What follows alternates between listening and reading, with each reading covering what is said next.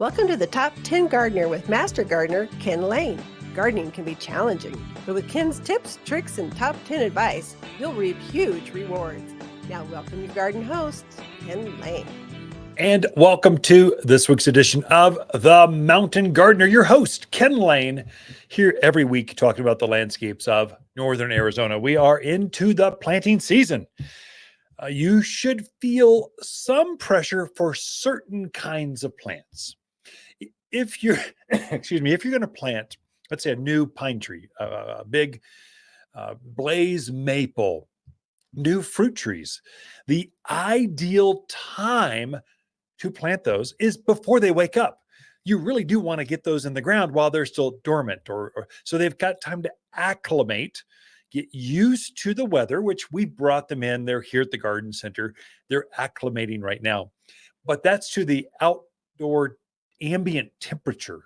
So they wake up when all the other maples wake up, and they wake up when all the other aspens wake up, fruit trees, whatever it is. They also, ideally, if they can acclimate to your soil, that's even better. If you can go to the top end, bottom end, or below ground, above ground, if they can get used to that new planting area before they're actually leafing out, blooming, growing, setting fruit, that kind of stuff, that is ideal. Now, it's not the most popular time. I'll tell you that right now. So May is the most popular time to plant trees. We are overrun. Every department, everywhere. We can't get enough staff. The trucks, there's 3 trucks a day. It's craziness. That's the most popular time.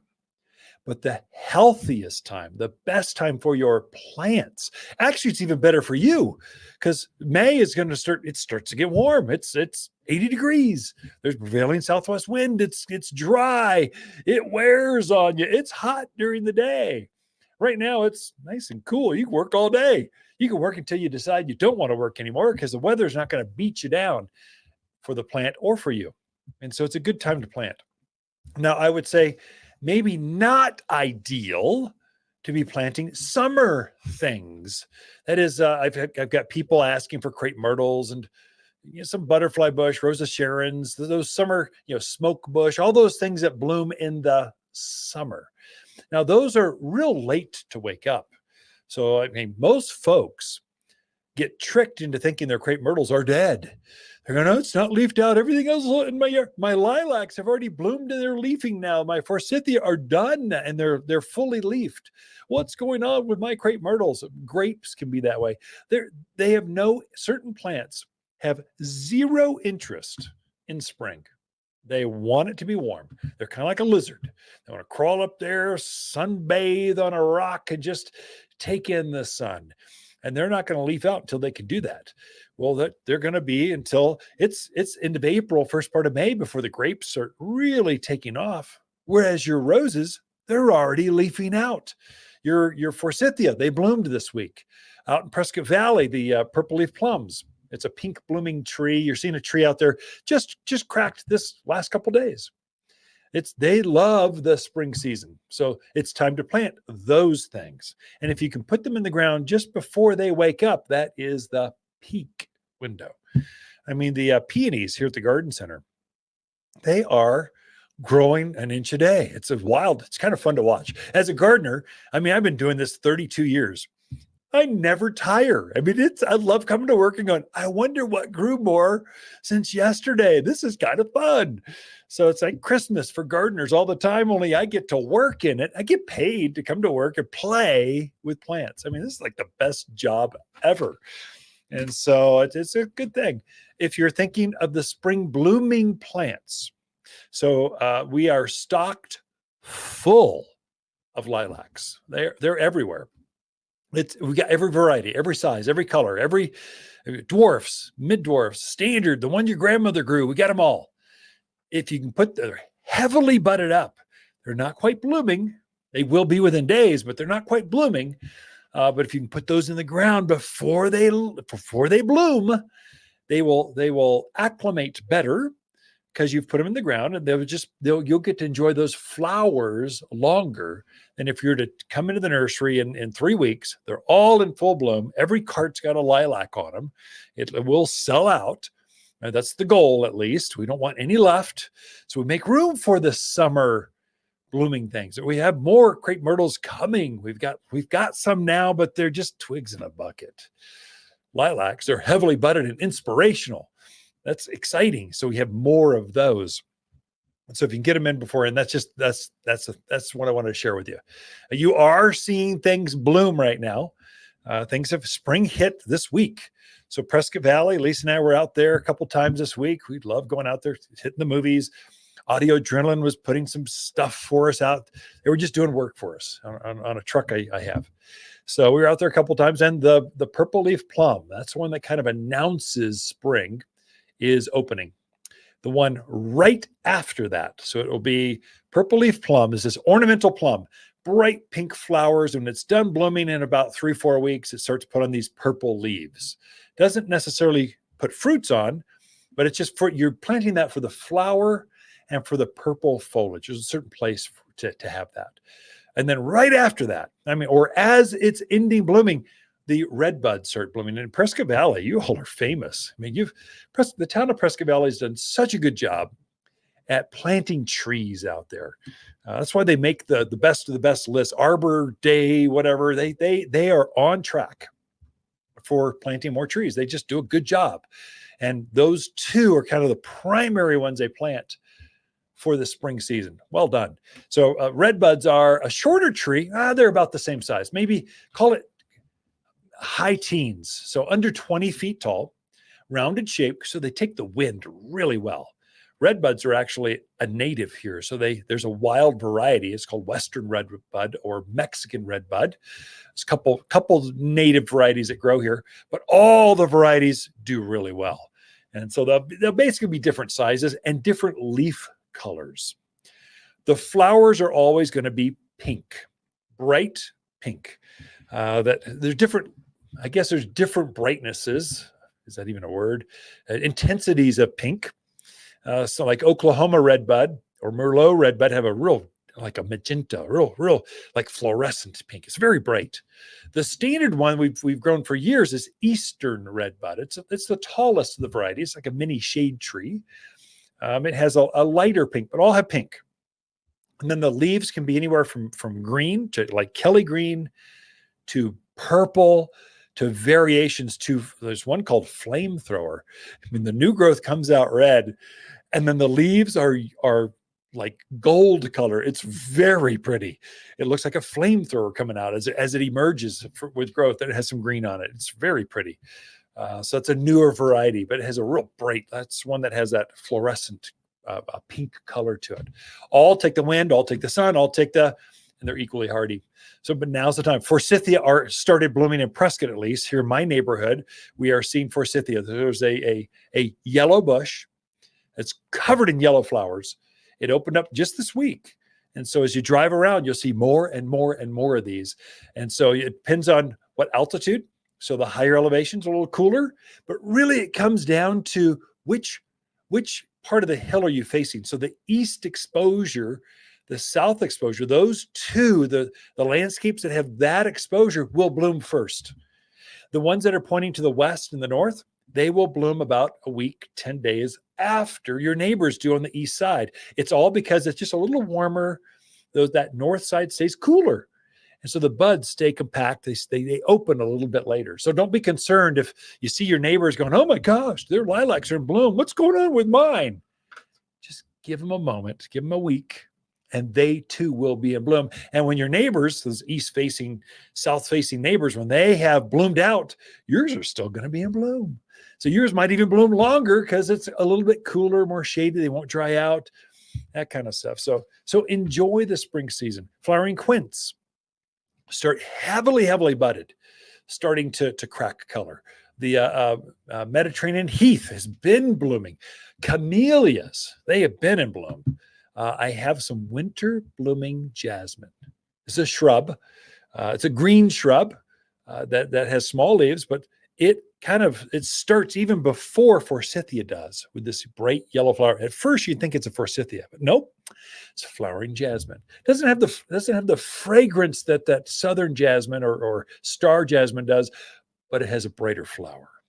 There's a lot in store this show for you. We've got a lot of garden tips, tricks, and garden hacks that'll help you garden better, smarter this spring. Waters continues our 60th spring celebration. We're excited to invite you to Waters Garden Center's 60th Spring Open House. Last week was so fun, we decided to keep on celebrating. We have even more spring plants to show off, drawings, and more. There's giveaways, access to local plant experts, and hot dogs on the grill. Join the fun at Waters Garden Center's 60th Spring Open House all week long. If you want a more fruitful garden, increased success in landscape that just feels better, then tune in daily to the Top 10 Garden Podcast. Years of tips, tricks, and garden shortcuts are guaranteed to make your gardens nicer than ever. Listen to this podcast or read Ken's weekly garden column by visiting watersgardencenter.com. That's Waters with 2 T's, gardencenter.com. Thanks for tuning in. You're listening to Garden Master Ken Lain and the Top 10 Gardener Podcast. Welcome to the Top 10 Garden Show.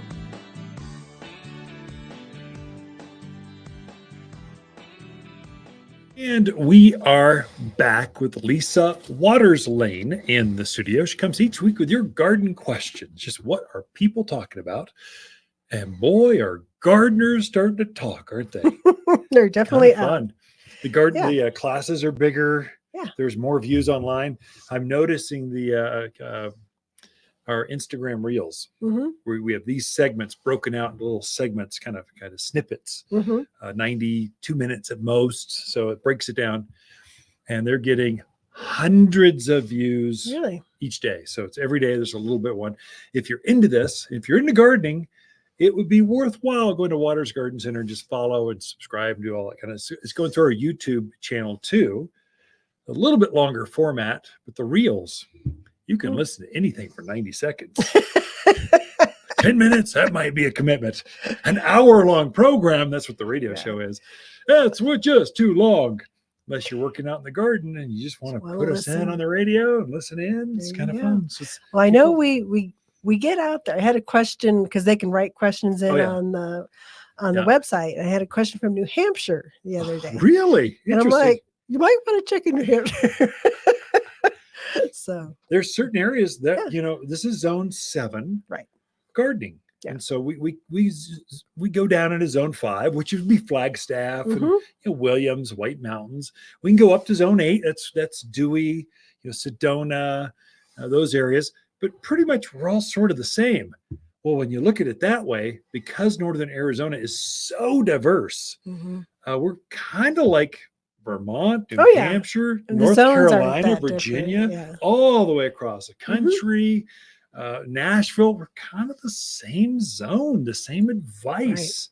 Maybe the sun's a little different, soil maybe is different, but it's kind of the same. Yeah, he was wanting me to ship him a fruit cocktail tree. Oh no, that's I said, sorry, you can't do that. You gotta fly in here, rent a you'll haul it back. There you go, haul it back. They're so specialized. Yeah. That's why I was sharing with folks, don't wait.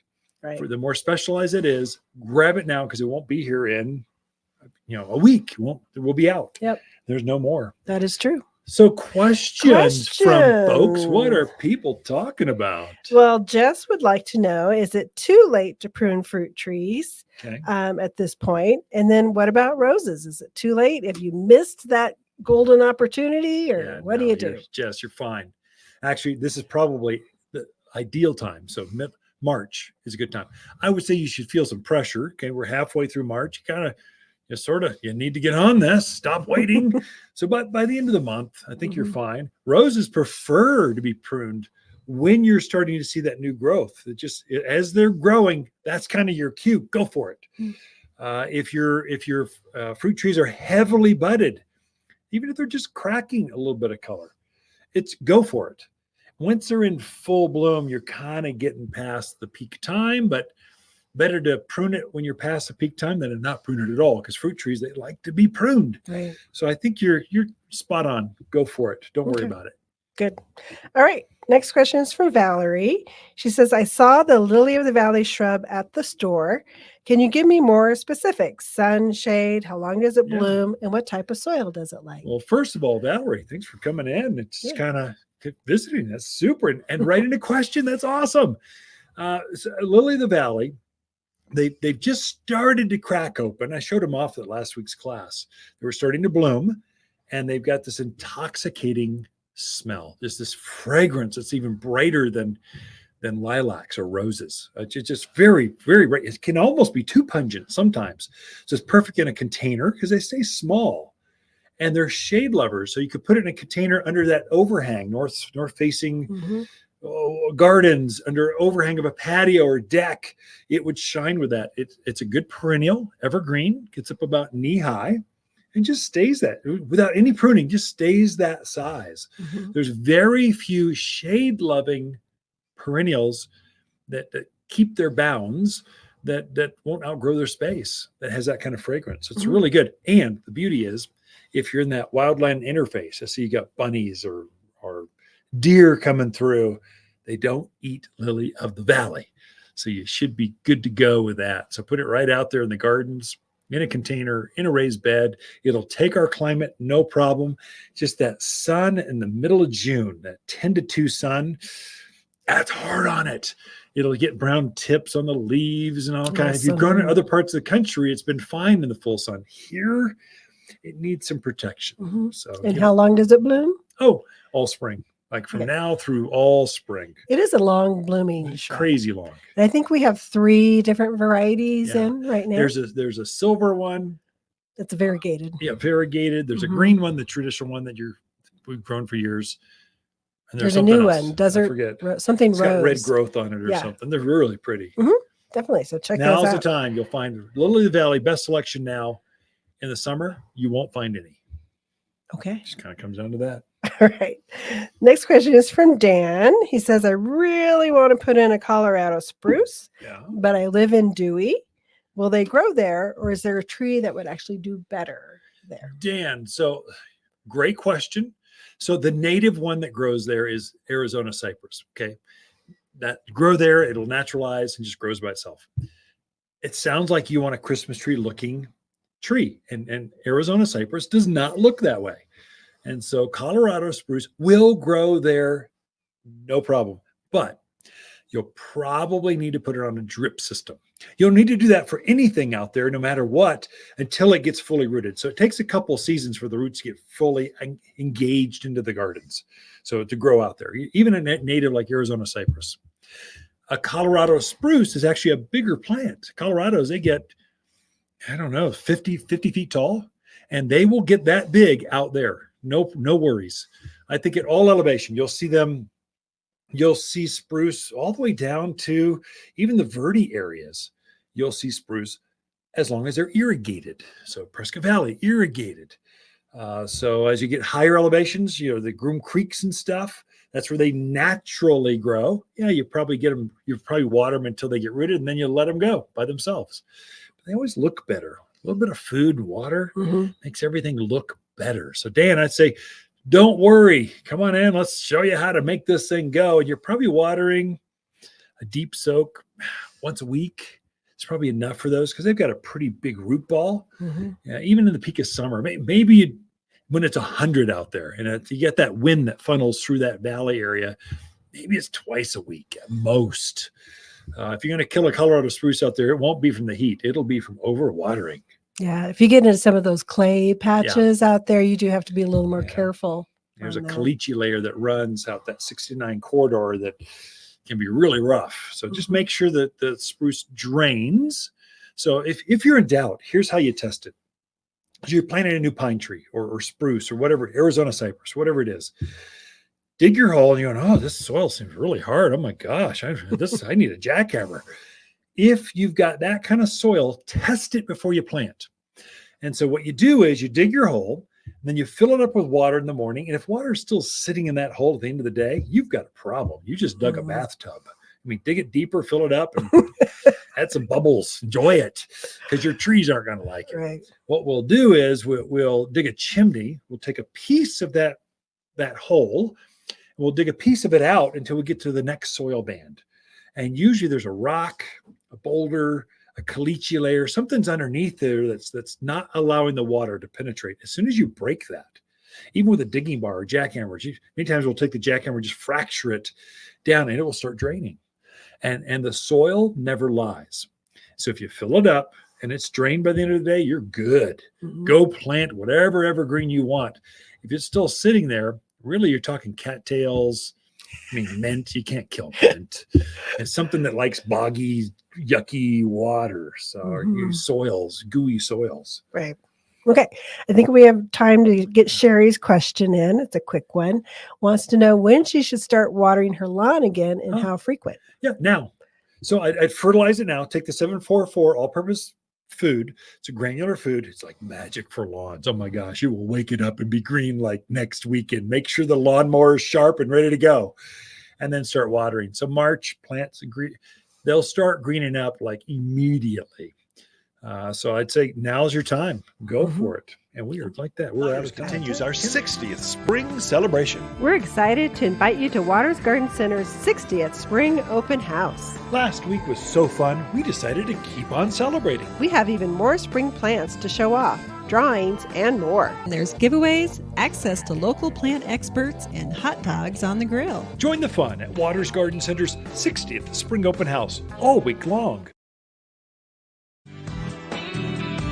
You're listening to Ken Lain, aka the Top 10 Gardener. Ken can be found throughout the week in Prescott at Waters Family Garden Center. Listen daily as he answers the top 10 questions of the week, streaming on Apple, Google, Spotify, or wherever you download your podcasts. You've tuned in to the Top 10 Garden Show with garden expert Ken Lain. Join the conversation daily as he answers timely garden questions. Email Ken a question directly from your phone to his desktop through the web at watersgardencenter.com. That's Waters with 2 T's, gardencenter.com. Or visit face-to-face throughout the week where he can be found at Waters Garden Center in Prescott. Now welcome your host, Ken Lain. So I thought I would cover, just because spring is here, we're seeing things in bloom. I'm getting questions at the garden classes here at the garden center. My daffodils are up. My tulips are starting to show up. I planted some broccoli. I've got my ornamental trees are blooming now. Should I protect them? Should I cover them? What should I cover them with? How often should I cover them? Now, the easy answer is don't worry about it. Spring plants know how to protect themselves, and they open up when they know that spring is here and they're not going to be damaged. So daffodils have a lot of antifreeze in them. They're going to bloom and they're going to be just fine. Even if there's it's 27 degrees, they're fine. Your lilacs, when they bloom, they're fine. What's in bloom now? Purple leaf plums. Usually they're blooming. They're kind of temperature related day parts. They go by day. How long is the day and how cold is the evening temperature? And they do a calculation. They're pretty smart. They kind of go, I think it's time. Let's do this. Boom. And they start opening up. And so they should be fine on their own. Fruit trees that's where it gets tricky. So your fruit trees, they should not be in bloom right now. If you got the right variety, there's some with how do I explain this in 3 minutes or less? There are chilling hours associated with fruit trees. And so we're bringing in here, at least at Waters Garden Center, we're bringing in varieties that have proven themselves to produce fruit more consistently than others. So we're curating that for our gardeners that shop here. And we're looking for varieties that have a large number of chilling hours. So apples typically have 900 to 1200 chilling hours. It needs to be below freezing, at least 1,000 hours before it blooms. That's its program.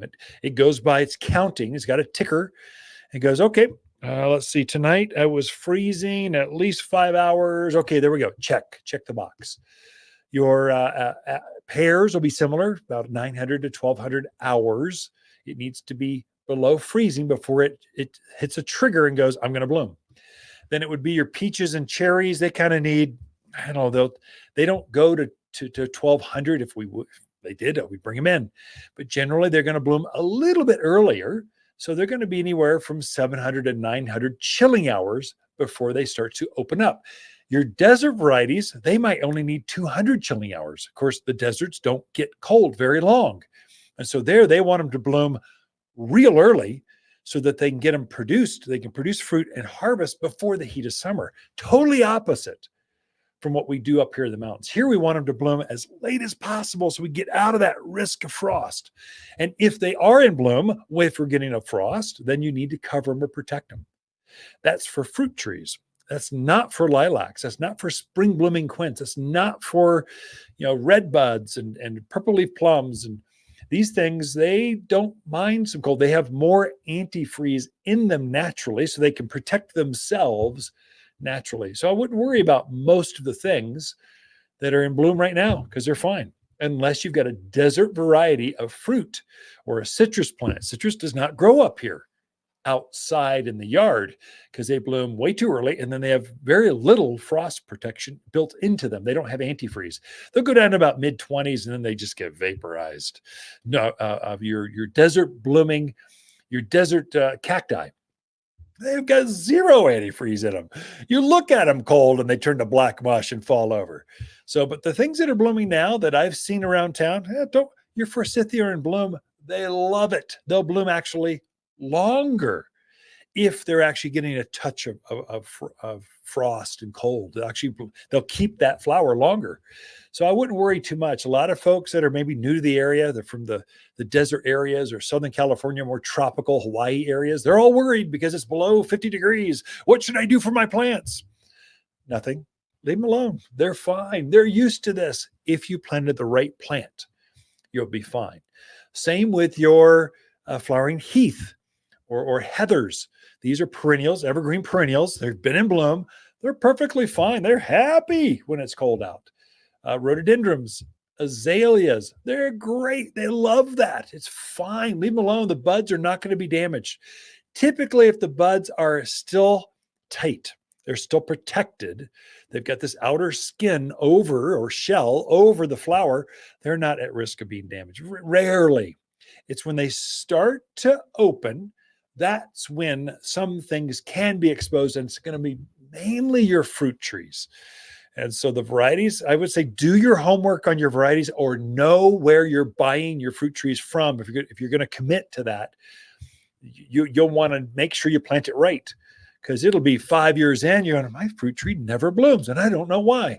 Because it bloomed too early, got exposed to frost. It's a desert variety. It's the wrong variety. And now you got a 5-year invested in this thing, and it's never going to produce fruit. That's a hard choice. So you kind of want to do a little more homework on those. Whereas lilacs, lilac's a lilac, pretty much. There's different sizes. I want head high, I want giant, head high, chest high, or hip high. Pick the size you want, and then pick the color you want. I really like there's a new one called Grandma's Lilac. It's a real bright purple. It's a big lilac.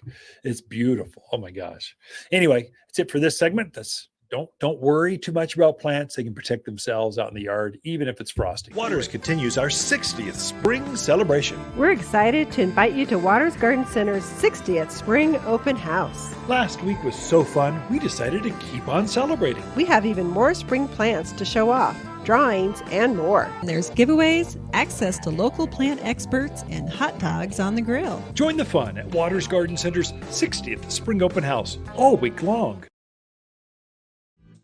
The Top 10 Gardener, your source for timely garden advice, seasonally correct for the garden, guaranteed to make a difference in your yard this season.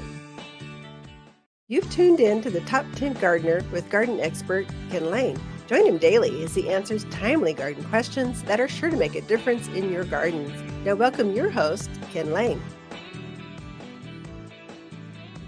We are back with Lisa Waters Lain in the studio. She comes each week, just shares her garden expertise. And so she's here to inspire us to have more fragrance and beauty in our lives this spring. Welcome, Lisa. Thank you.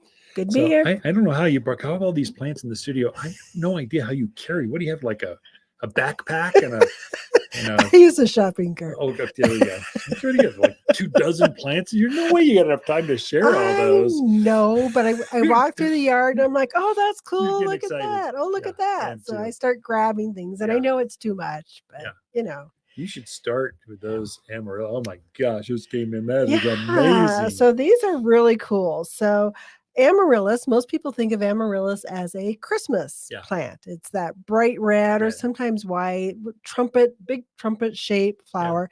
And everybody just thinks, oh, it's a Christmas one. Yeah. Well, there are Christmas ones, but there are also spring amaryllis. Yeah.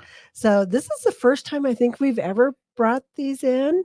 So they're a spring amaryllis. So they're going to be blooming here in the spring. This is actually an Easter amaryllis. Easter. It's programmed to be in bloom or darn close at Easter. And we got another series for Mother's Day coming. All right.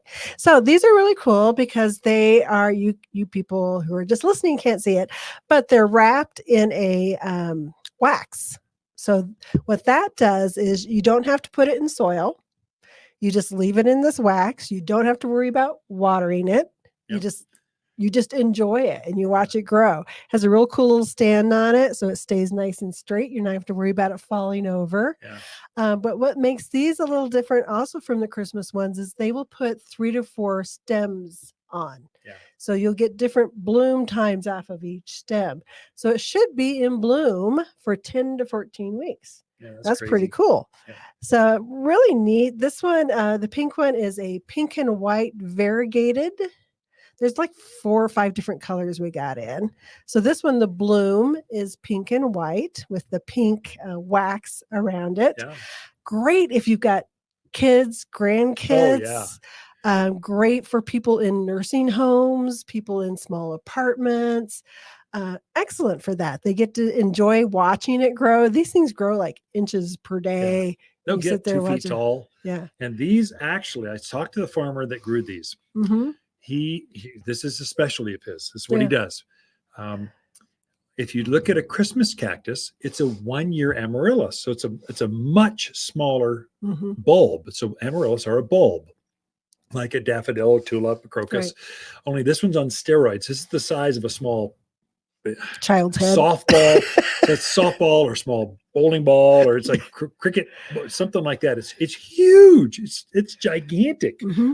And so what that means is it's a 2-year-old bulb instead of a 1-year. For the spring, that's how you have to plant it. Mm-hmm. And then they've dipped it in wax and you never water it. All the stuff this bulb needs is inside this bulb. And so it will just do its own thing. I guess you could plant it if you wanted to afterwards, but it's made to enjoy and then chuck it away and get it just like a living bouquet. Right.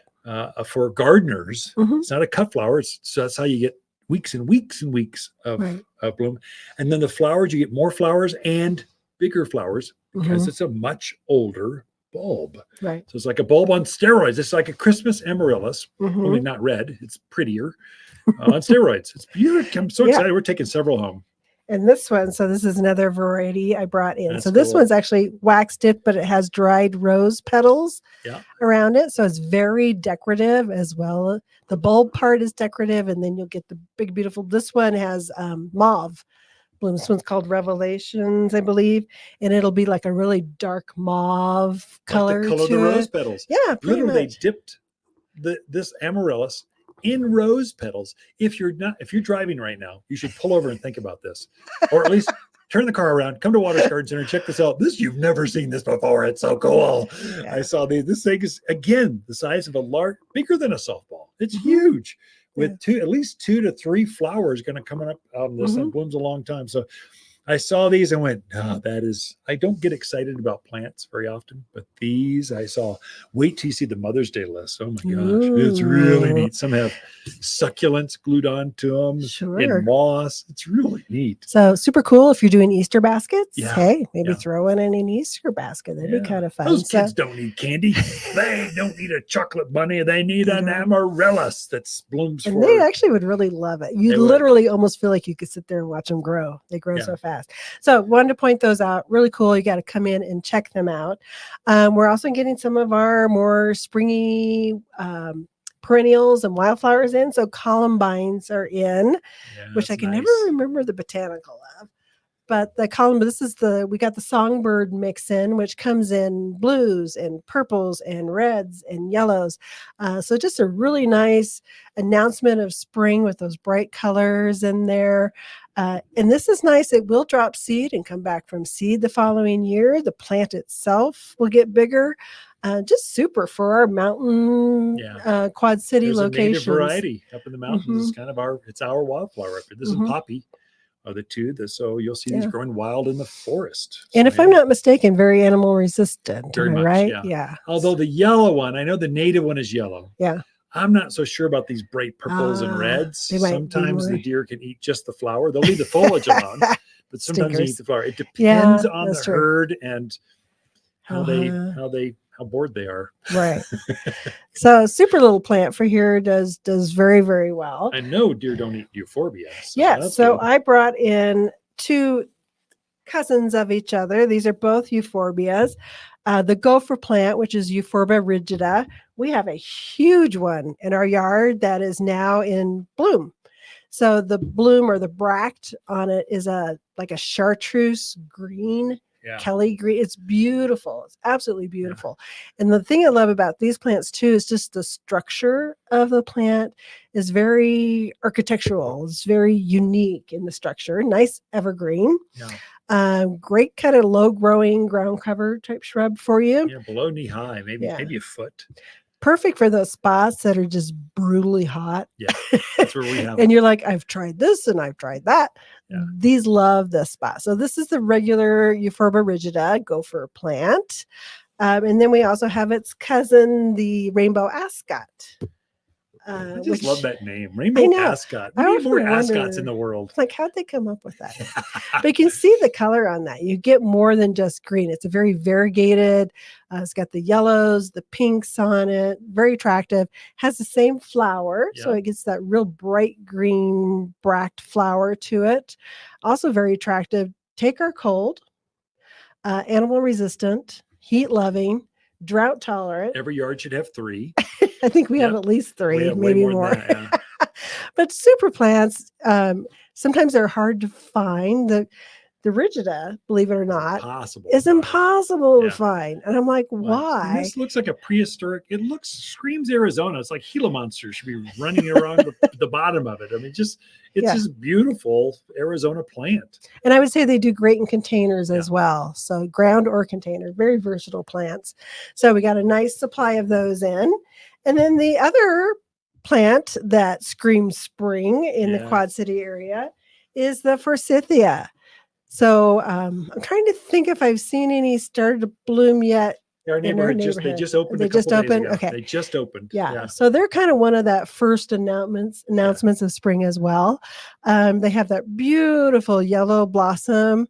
And then when the blossoms fade, they Catch put it on a camera nice. better not the Instagram folks. You'll Yeah. love this. There you go. Springtime forsythia. And then they put out a nice, very dark green oval kind of Yeah. leaf, animal resistant, Very much. and pretty drought hardy too once Yeah, they're very much. established. Like a lilac. Lilacs Mhm. and forsythia are companions. Right. I love growing out there. And we So, got a couple different varieties. One that gets a little taller, that 4 to 5 foot range, and then we have a nice little one that gets in that 2-footish range. Yeah. So one for each spot in your yard. for spring open house, just so you know, the 2-gallon size is $10 off. So I just didn't let me- know that. Shh.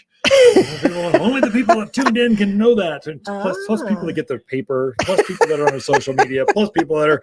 So So anyway, that's quite a kind of few. we are out of time, Yep. Lisa. Ken and Lisa Lain, the Mountain Gardeners. Thanks for sharing the plants. Waters continues our 60th spring celebration. We're excited to invite you to Waters Garden Center's 60th Spring Open House. Last week was so fun, we decided to keep on celebrating. We have even more spring plants to show off, drawings, and more. And there's giveaways, access to local plant experts, and hot dogs on the grill. Join the fun at Waters Garden Center's 60th Spring Open House all week long. You're listening to garden expert Ken Lain, owner of Waters Garden Center in Prescott. Look for more tips, tricks, and garden shortcuts through Ken's website. Additional shows of this podcast, read his weekly garden column, or follow him on Facebook, Instagram at watersgardencenter.com. That's Waters with 2 T's, gardencenter.com. You've tuned in to the Top 10 Gardener with garden expert Ken Lain. Join him daily as he answers timely garden questions that are sure to make a difference in your gardens. Now welcome your host, Ken Lain. I was helping a customer, a pair of them, a couple of gals, just enjoying the garden center. And they're looking at fruit trees and some perennial kind of stuff. They were just enjoying the whole garden center. And they weren't quite ready to buy, but they were just researching. They wanted some fresh air. They just wanted to come in and enjoy. And so they were shopping for some dwarfed varieties of fruit trees, peaches specifically. So we had Pixie, Bonanza, and Golden Garden varieties. There's 3 varieties. And then some other apple trees, that kind of stuff. And so the advice I gave them, and I should share this with you, no matter where you're tuned in from. This is broadcast all over Arizona. When you go to your garden center this spring, if it's probably a name variety, let's say Fuji apple or Honeycrisp, or it's a Bing cherry or Bartlett pear, you probably have some time. So you don't have to buy it right then and there because they probably have more coming in. The specialty things you want to snag, do not wait. Just grab it, buy it, have them hold it. Even if you're not quite ready for it, grab it. So miniature peaches, cocktail trees, where you have 3 or 4 grafted different fruits on the same tree. These are pieces of art. They're not plants.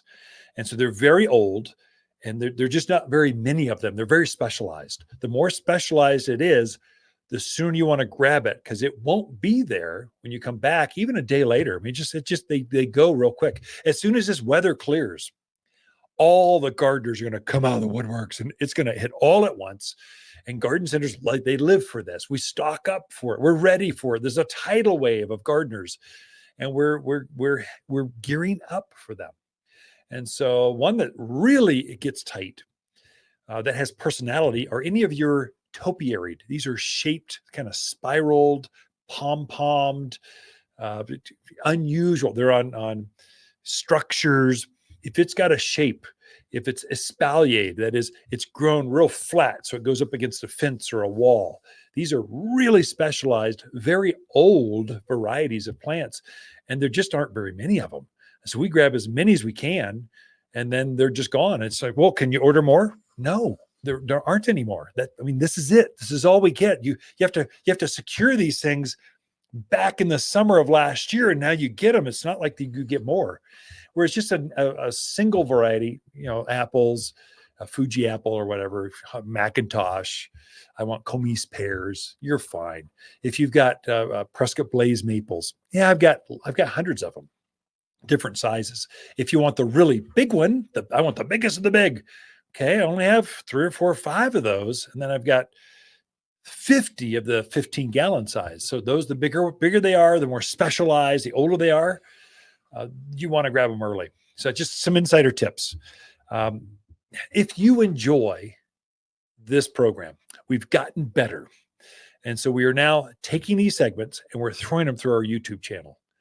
And we've found some AI programming that helps us take even the best segments of each segment, and it breaks it down and just goes, they're talking about when to buy specialized trees. It breaks it up, and we're throwing that on our Instagram Reels. So we're trying to get better with this video stuff. We're debating whether to go TikTok or not because it's so controversial, but Instagram Reels about the same thing.